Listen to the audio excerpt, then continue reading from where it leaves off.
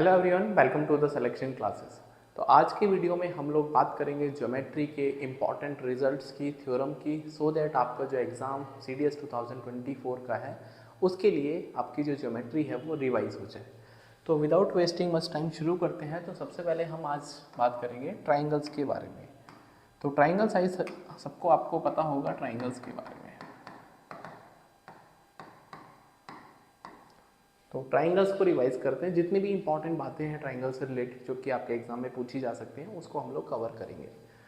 तो एक बेसिक सी फिगर है ट्राइंगल, सबसे छोटा पॉलीगन होता है बेसिकली ABC, इसको जनरली हम रिप्रेजेंट करते हैं। और जो सामने वाली साइड्स हैं उनको हम स्मॉल लेटर से डिनोट कर सकते हैं। 3 एंगल होते हैं इसमें, अल्फा बीटा गामा, आप कुछ भी ले सकते हैं, अल्फा बीटा थीटा।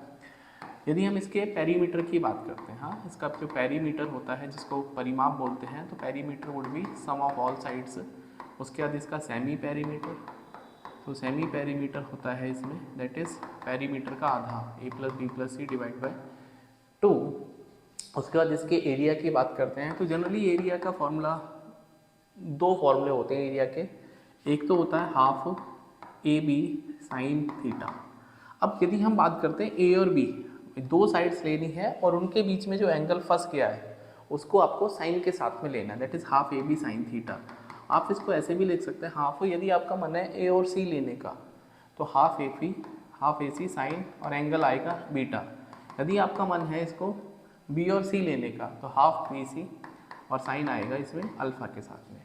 तो एक फॉर्मूला होता है हाफ AB साइन थीटा, तो उसी को हम यूज़ करेंगे एरिया निकालने के लिए। एक और एरिया का फॉर्मूला होता है दैट इज कॉल्ड, उसको बोलते हैं हीरोन्स फार्मूला, राइट। तो हीरोन्स फार्मूला क्या कर बोलता है कि एरिया निकालने के लिए ट्राइंगल का, that is S minus A, S minus B और S माइनस C। तो ये हीरोन्स फार्मूला है जो कि एरिया ऑफ द ट्राइंगल हमको बताता है। एक ट्राइंगल मतलब आपने फॉर्मूला पढ़ा होगा, area equals to half into base into height. तो ये तब लगता है जब आपके पास ओनली फॉर राइट ट्राइंगल, जो राइट ट्राइंगल्स होते हैं या राइट एंगल ट्राइंगल होते हैं उन्हीं में हम इसको, इस फॉर्मूले को यूज़ करते हैं। ये हाफ AB साइन थीटा का ही एक तरह से प्रॉपर रिजल्ट है, क्योंकि यदि हम एक राइट एंगल ट्राइंगल बनाते हैं इस तरह से और मान लेते हैं ये परपेंडिकुलर है, ये बेस है और ये इसका हाइपोटेन्यूज है, तो यहाँ पर अगर हमको एरिया निकालना है तो हम यहाँ पे एरिया लिखेंगे हाफ परपेंडिकुलर, लाइक हमने उल्टा लिख दिया बेसिकली, आप इसको परपेंडिकुलर लिख दीजिए, उसको बेस, उससे कोई फर्क वैसे पड़ने वाला है नहीं। ये बेस है, ये परपेंडिकुलर है, तो half into perpendicular into base. अब मैंने आपको क्या बताया था, जो साइड्स आप दो साइड ले रहे हैं उनके बीच का एंगल आपको लेना है साइन के साथ में, तो साइन ऑफ 90, और साइन 90 सबको पता होना चाहिए ये होता है 1। तो इसीलिए एरिया जो है वो half into base into perpendicular होता है, and that is only applicable for the right angle triangles. इतनी बात आपको समझ में आई होगी, ये बेसिक सी बातें हैं। अब थोड़ा सा हम बात करते हैं कुछ इंपॉर्टेंट रिजल्ट्स के बारे में। तो सबसे पहले हम बात करते हैं फॉर्मेशन ऑफ ट्राइंगल्स के बारे में। हाँ, फॉर्मेशन ऑफ ट्राइंगल्स के बारे में, मतलब ट्राइंगल कैसे बनते हैं। तो दो इंपॉर्टेंट प्रॉपर्टी आपको याद रखनी है। पहला, that sum of any two sides greater than third side, ये पहली प्रॉपर्टी है। एंड दूसरा प्रॉपर्टी है that is difference of any two side, किन्हीं भी दो साइड्स का डिफरेंस छोटा होना चाहिए थर्ड साइड से। तो ये दो इंपॉर्टेंट बातें हैं ट्राइंगल को। अगर आपके पास साइड्स गिवन है तो आपको कैसे पता चलेगा ये ट्राइंगल बन सकता है या नहीं बन सकता। तो फॉर एग्जांपल अगर हमारे पास एक ट्राइंगल है PQR और इसमें हमने मान लिया ये जो साइड्स हैं इसकी ABC, तो रिजल्ट क्या बोलता है, अगर हम सम वाले को देखते हैं, A+B का सम C से ज़्यादा होना चाहिए, B+C का सम A से ज़्यादा होना चाहिए और C+A का सम जो है वो B से ज़्यादा होना चाहिए। यदि हम डिफरेंस की बात करते हैं तो डिफरेंस में हम पॉजिटिव डिफरेंस लेना है, A-B का डिफरेंस C से ज़्यादा होना चाहिए, B-C का डिफरेंस A से ज़्यादा होना चाहिए और C-A का जो डिफरेंस है वो B से ज़्यादा होना चाहिए, ठीक है, दैट इज़ वो B से ज़्यादा होना चाहिए। तो ये दो इंपॉर्टेंट बातें ट्राइंगल के फॉर्मेशन के लिए आपको पता होना चाहिए, ठीक है। अब जो क्वेश्चंस इस पे बन सकते हैं उसको ज़रा देखते हैं कि किस तरह से क्वेश्चन आपसे पूछे जाते हैं। तो if 3 sides are given, 3 sides are given. How to identify type of triangle? अगर हमको तीनों साइड गिवन है तो कैसे पता चलेगा ये जो ट्राइंगल है ये कौन से टाइप का है? मतलब मान लेते हैं अगर हमारे पास एक ट्राइंगल है जिसकी साइड 13, 14, 15 है, 13, 14, 15, तो अगर मैं आपसे बोलता हूँ ये कौन सा ट्राइंगल है, राइट ट्राइंगल है, एक्यूट ट्राइंगल है, ऑब्ट्यूज ट्राइंगल है, कैसे पता चलेगा? तो आपको ये बातें पता होना चाहिए कि अगर ट्राइंगल की साइड्स ABC गिवन है और ये हम अज्यूम कर रहे हैं कि A सबसे छोटा है B उससे और C सबसे बड़ा साइड है, ठीक है। तो पहला, अगर सबसे बड़ी साइड का स्क्वायर दोनों के स्क्वायर के सम से बड़ा होता है तो ये बनेगा आपका ऑब्ट्यूज ट्राइंगल। सिमिलरली अगर C स्क्वायर की वैल्यू दोनों जो बची हुई साइड्स हैं उनके स्क्वायर के सम के बराबर होता है तो ये बनेगा आपका राइट ट्राइंगल। एंड थर्ड, अगर जो सबसे बड़ी साइड है वो छोटी है ए स्क्वायर प्लस बी स्क्वायर से तो ये बनेगा आपका एक्यूट ट्राइंगल। तो ये सबसे इंपॉर्टेंट तीनों बातें आपको पता होना चाहिए। बहुत बार ये क्वेश्चन पूछा जाता है कि ट्राइंगल ऑब्ट्यूज बनेगा, एक्यूट बनेगा, किस तरह से बनेगा, ठीक है। तो ये तीनों रिजल्ट आपको अपनी कॉपी में लिख लेने हैं, ठीक है। आगे बढ़ते हैं। अच्छा, अब कभी कभी क्या होता है कि आपको ये पता होगा या पता करना पड़ता है कि नंबर ऑफ ट्राइंगल्स ऑब्ट्यूज कितने बनेंगे, एक्यूट कितने बनेंगे, ठीक है। जैसे if 2 sides are 6, 8 and third side is integer,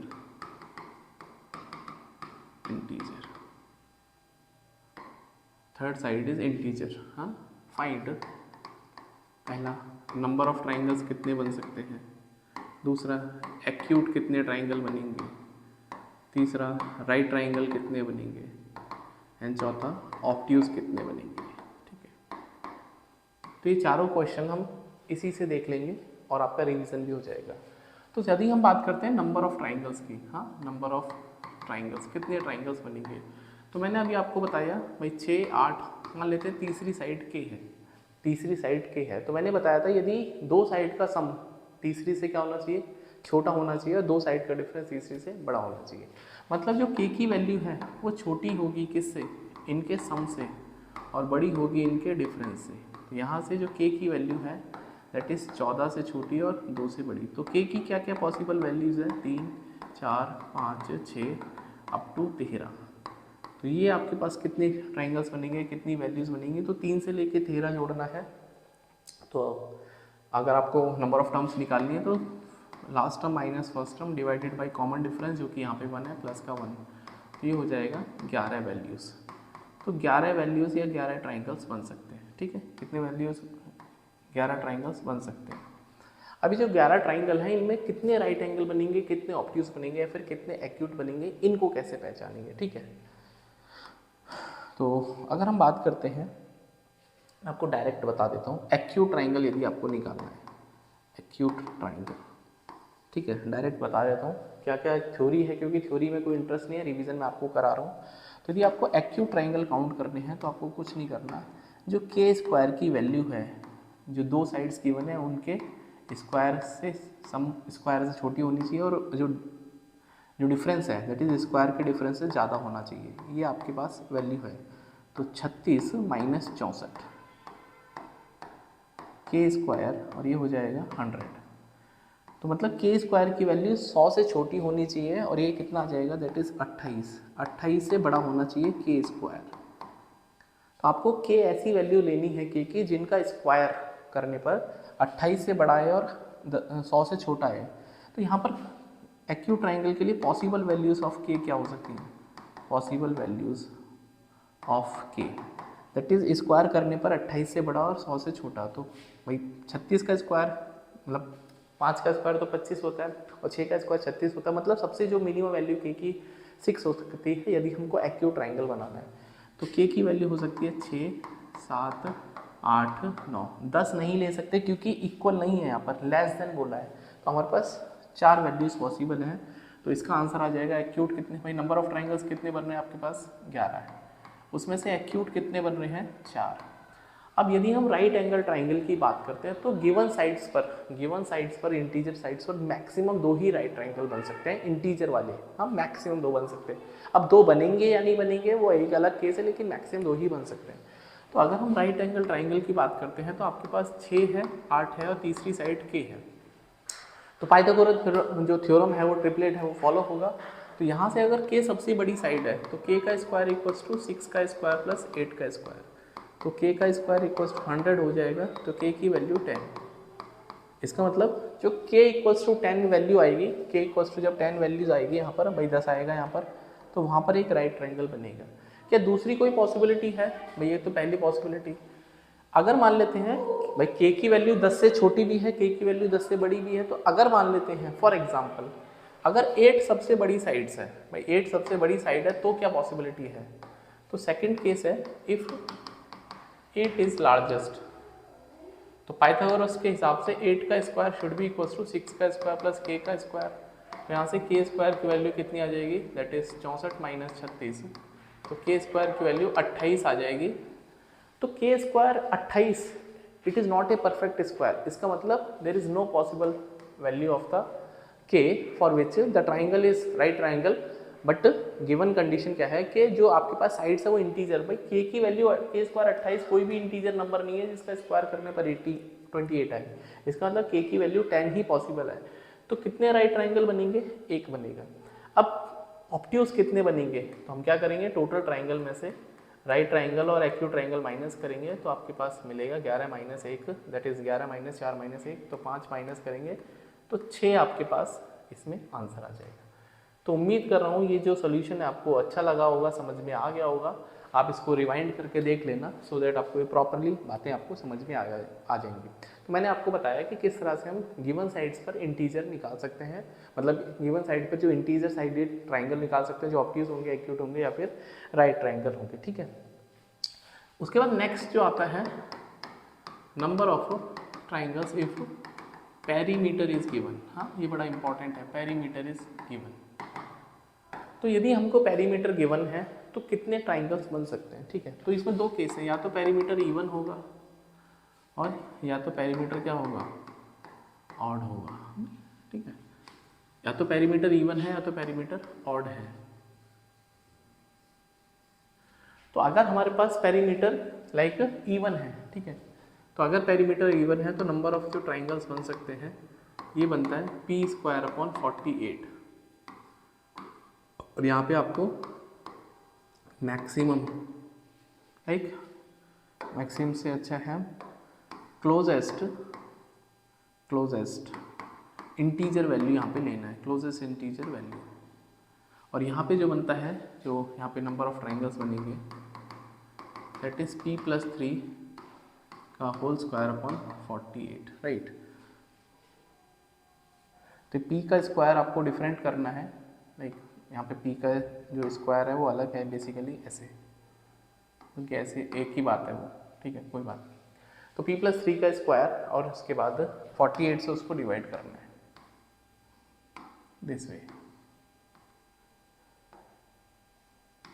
ठीक है, इस तरह से। तो ये आपके पास नंबर ऑफ ट्राइंगल्स, जैसे फॉर एग्जांपल अगर हम आपसे बोलते हैं पेरीमीटर है आपके पास 10, तो पेरीमीटर यदि 10 है तो कितने ट्राइंगल्स बन सकते हैं 10 पेरीमीटर के? तो अगर हम पेरीमीटर 10 है तो नंबर ऑफ ट्राइंगल्स काउंट करेंगे तो ये आपके पास फॉर्मूला होता है 10 का स्क्वायर बटे 48, तो ये कितना हो जाएगा 100 बटे 48। और मुझे पता है 48 दूनी 96 होता है, 4 बचेगा, भाई अब ये जा नहीं सकता 24 पे भी तो 0, और ये हो जाएगा करीब करीब 400, तो 48 इंटू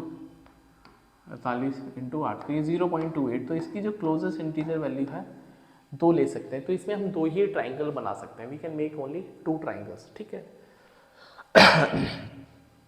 अगर यहाँ पे पेरीमीटर फॉर एग्जांपल अगर 17 है तो नंबर ऑफ ट्राइंगल्स कितने बन सकते हैं?